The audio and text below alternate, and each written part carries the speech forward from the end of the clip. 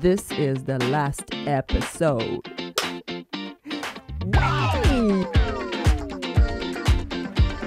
Salut les amis, bienvenue chez moi. Il est temps pour moi de revenir sur cette super expérience qui aura duré 3 mois, vous l'avez compris. Can-Am m'a gracieusement prêté un Ryker 900. J'ai pu le tester dans ma vie de tous les jours. Je vais vous faire part en toute honnêteté de mon ressenti général et je vais vous donner ce qui, selon moi, sont les points forts et les points faibles du Can-Am Ryker 900 Rally Edition.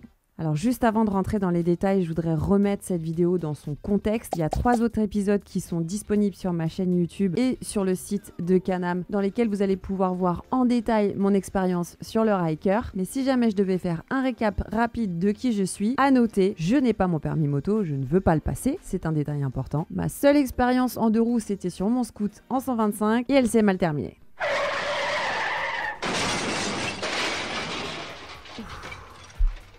Du coup, mon premier point est forcément positif. Justement, le Ryker pour moi c'est exactement la solution parfaite. Je n'ai pas besoin du permis moto, j'ai mon permis voiture et j'ai déjà passé ma formation de 7h125, donc on est bon. Le gros point positif de rouler en Ryker, et ça je l'ai répété pratiquement dans toutes les vidéos, c'est ce sentiment de stabilité et de sécurité. Pour moi, c'est primordial. Quand je suis en train de prendre un virage, je suis pas en stress. Si je dois accélérer sur une autoroute, je me sens bien, j'ai pas peur. Et puis, pas de risque de tomber à l'arrêt. Tout en ayant ce sentiment de liberté, puisque je suis à l'air libre. Par contre, mon premier point négatif, du coup, est inévitable. On ne peut pas avoir le beurre, l'argent du beurre et la crémière. Le Ryker dans les bouchons, c'est l'horreur. Alors il est évident qu'on ne peut pas remonter les fils de bouchons en Ryker. Non madame, ce n'est pas possible. T'es aussi large qu'une Smart. Alors oui, je sais que c'est soi-disant devenu interdit de toute façon. Très honnêtement, je ne pense pas que les 2 roues arrêtent de le faire parce que finalement, du coup, il n'y aurait plus aucun intérêt d'être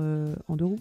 Bref, je pense personnellement qu'il n'est pas adapté à une vie citadine bouchonnée. Moi, c'est pas le cas. J'ai la chance de vivre à la campagne, donc pas de souci là-dessus. Du coup, le Ryker pour moi, c'est vraiment le côté pur plaisir. Vous l'avez vu dans les épisodes précédents, je peux aller à un rendez-vous de boulot, je peux aller faire des petites courses à la salle de sport, aller voir des amis, partir en week-end, accompagner ma fille à l'école. Pour moi, le Ryker rend vraiment ces petits déplacements du quotidien magique. Je vais même jusqu'à redécouvrir des routes, des endroits que je regardais pas du tout de la même façon quand j'étais enfermée dans un habitacle de voiture. Mais du coup, attention, je ne me vois pas du tout prendre le Ryker s'il pleut. Et pour être tout à fait honnête, sur les 3 mois où j'ai eu le Ryker, on va dire qu'il a plu à 75%. Je suis dégoûtée. Donc, du coup, il y a aussi le facteur météo à prendre en considération. Voilà, avant de savoir si tu vas prendre ton casque et tes gants et les clés du Ryker, tu jettes un œil quand même par la fenêtre. Donc, je vais pas m'embêter à prendre le Ryker s'il y a une averse. Je le laisse tranquillement faire dodo au garage et je prends les clés de la voiture. Un détail aussi qui est un gros plus, le fait que le Ryker soit automatique. Du coup, ça le rend vraiment super accessible. Une fois que tu as compris comment passer ta marche arrière, il n'y a pas de prise de tête sur le fait d'embrayer, de débrayer. Tu n'uses pas ta chaussure avec un sélecteur de vitesse. Et c'est vraiment tellement simple que, très honnêtement, n'importe qui pourrait se sentir à l'aise dessus en moins d'1 heure. Un autre plus encore, c'est celui de pouvoir pimper ton Ryker et ne ressembler à personne d'autre. Je crois qu'en tout, il y a plus de 100 000 combinaisons possibles, tellement il y a d'accessoires. Tu peux littéralement changer la couleur de plein d'éléments. Les panneaux latéraux, le panneau avant, les poignées, les déflecteurs avant, déflecteurs arrière, les jantes. Tu peux même tout démonter pour les faire customiser toi-même en fait. J'ai fouiné un petit peu sur internet et j'ai vu des gens qui ont fait des coverings complets sur leur Ryker. J'ai envie de te dire, tant qu'à se faire remarquer, vas-y à fond hein. Alors justement, en parlant d'accessoires, un petit bémol pour moi. De base, je trouve que le Ryker n'a pas assez de rangement. Sur celui qu'on m'a prêté, j'étais un peu déçue de devoir choisir entre le top case ou d'avoir le siège passager. Par exemple, quand je suis allée chercher ma fille à l'école, je devais à chaque fois prendre son casque et le mettre autour de mon coude pour aller la récupérer. Je pense que si ce Ryker avait été le mien, j'aurais opté pour avoir un siège passager et un rangement latéral. Un autre point qui m'a fait tilt à l'utilisation, alors c'est vraiment super d'avoir installé une prise USB dans le petit compartiment avant, mais si je ne peux pas m'en servir servir pendant que je roule, c'est fort dommage. Et oui, parce que si tu es sur ton Ryker et que tu lances le Waze pour la navigation, ça va tuer la batterie de ton téléphone très rapidement. Donc tu veux pouvoir brancher ton téléphone directement sur la prise USB. Mais si tu glisses ton téléphone dans l'étui qui est sur le réservoir et que tu laisses sortir le fil du compartiment avant, ben tu peux pas fermer le compartiment en fait, donc c'est un peu dommage. Bon du coup moi comme je suis une nana de la powerbank, je mettais la powerbank en dessous dans l'étui de téléphone et le téléphone derrière la vitre. D'ailleurs, il est pas si mal que ça cet étui téléphone qui va sur le réservoir, mais la vitre elle est beaucoup trop épaisse pour venir naviguer facilement en fait sur ton téléphone. Si en plus de ça, t'as des gants, franchement, oublie.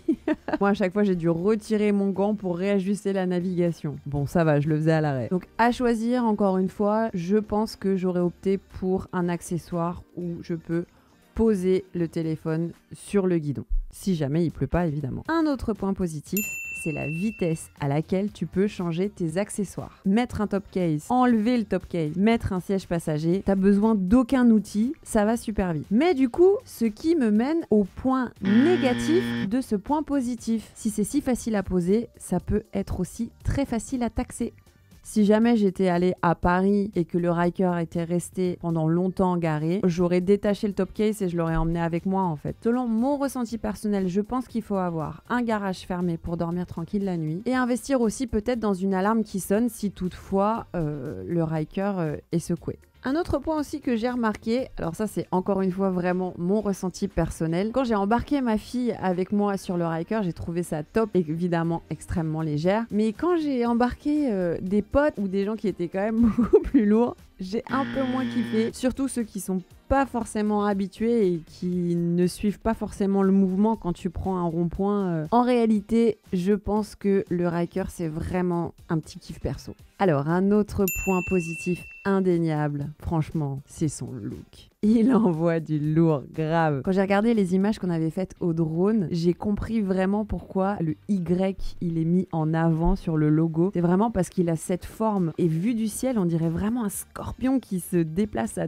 toute allure, c'est assez impressionnant. Franchement, rouler en Ryker, c'est être assuré de ne pas passer inaperçu. C'est un engin qui attire la curiosité, les sourires, les questions des passants, les gens ils t'arrêtent, c'est quoi ce truc? C'est la première fois que je vois ça. Ici, en tout cas, en région parisienne, j'en ai vu, allez, un ou deux à tout casser. Donc tu sors vraiment de l'ordinaire. Toutes les têtes qui se retournent, les jeunes, ils sont là, waouh, c'est trop marrant de voir les réactions des gens. J'ai même vu des papiers, des mamies qui me faisaient des grands sourires. Enfin, vraiment, ça attire énormément la sympathie. Et ça, c'est très agréable. Je fais un petit aparté fun fact. Moi qui n'ai jamais été motarde, j'ai découvert un monde.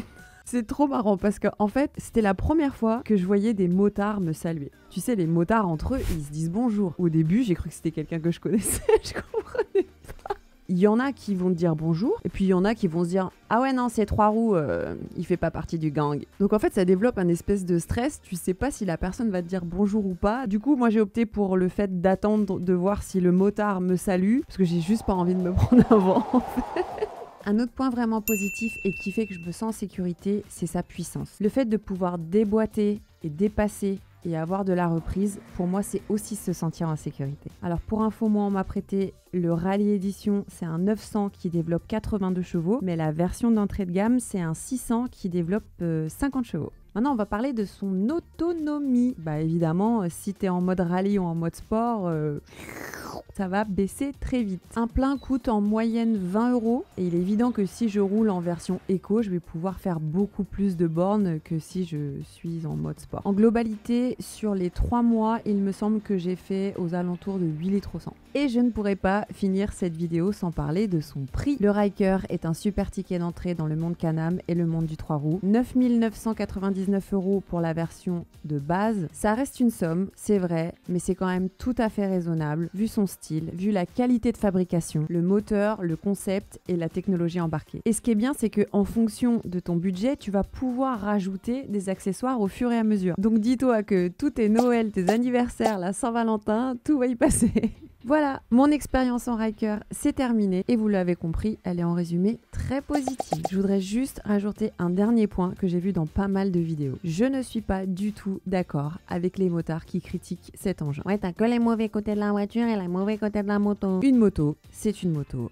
un Riker, c'est un Riker. Ce n'est même pas comparable. D'où le slogan de Can-Am, Ride like no other. Tu ressembles vraiment à personne d'autre. Et très honnêtement, je trouve ça génial qu'un engin pareil puisse exister pour tous les gens qui se retrouvent dans mon discours. Moi, quand je suis dessus, je me sens vraiment bien. Je trouve que ça en jette. Je peux même rouler en talons, chose que je n'ai jamais fait avec mon 125. J'arrive à rester féminine tout en ayant un vrai style badass. Et ça, au final, c'est vraiment moi. Voilà, merci d'avoir regardé cette vidéo jusqu'au bout. Je vous attends sur mon Instagram, vous pourrez y suivre mes aventures quotidiennes. Et comme tout youtubeur qui se respecte, eh bien, lâchez un like, partagez, subscribe to my channel, activez la petite cloche, tout ça, vous connaissez quoi. À bientôt.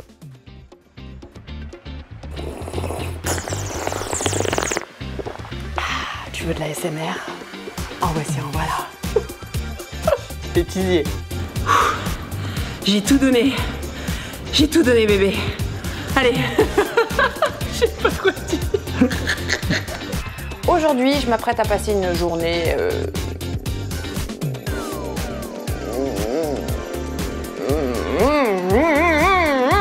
Une journée chargée. Ah, je prends mon café quand même.